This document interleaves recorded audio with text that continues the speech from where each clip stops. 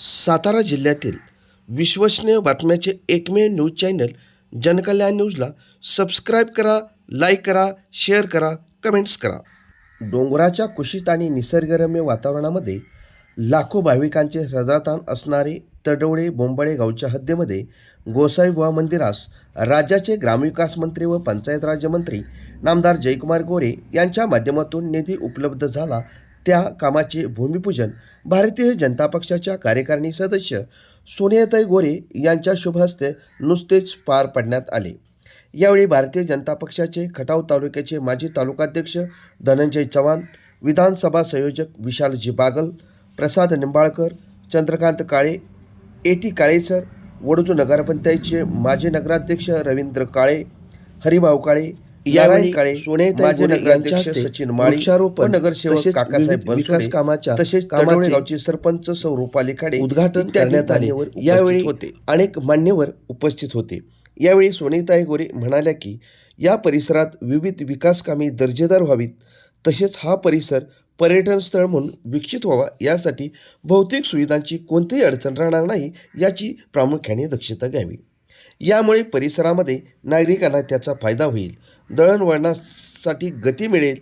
यानंतर मंदिर विकासासाठी वास्तुविशारदामार्फत व पारंपरिक पद्धतीने मंदिर परिसराचा विकास केला जाईल असे त्यांनी सांगितले.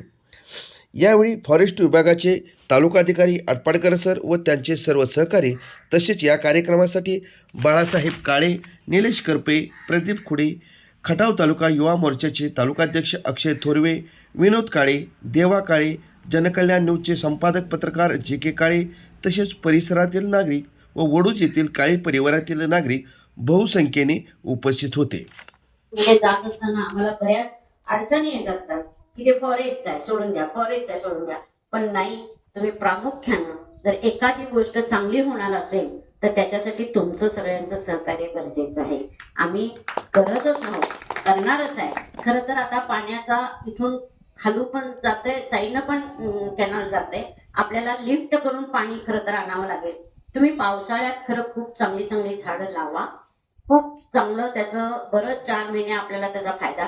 आणि मी तुम्हाला खरं सांगू का, आता हा भावनी ह्या तालुक्याला सगळा हिरवागार शालू नेसवलाय तर आपल्याला पाण्याचा सोर्स, आता आपल्याला पाऊस कधी असा उशिरा येणार नाही, आता वेळेत येणार, सगळ्यांच्या आधी येणार. हा खूप मोठा पर्यावरणाचा फरक आहे आणि तो फरक आपल्याला दिसणार आहे. म्हणून आपण तुम्ही चिंता करू नका, त्याच्यावर केली पाहिजे. तेव्हा माझ्या पहिल्यांदा असं किरकसालच्या बाजूनी डोंगरातनं जाताना मला पहिला अनुभव आला.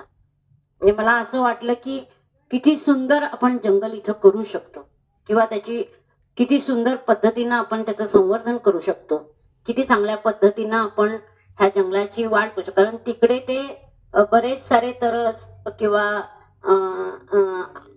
लांडगे खूप आहेत त्या बाजूला. आम्ही रात्रीच्या वेळेला जाताना सुद्धा ते बघितलेले आहेत.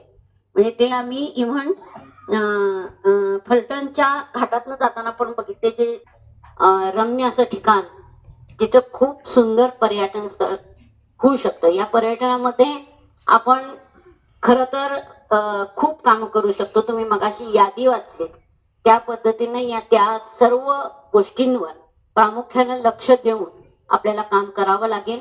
आणि खरं तर भाऊ निधी तर देतीलच देतील, पण तुम्ही सगळ्यांनी अगदी जीवापाड त्या गोष्टीला ज्यावेळी लक्ष द्याल त्यावेळेलाच ते शक्य आहे.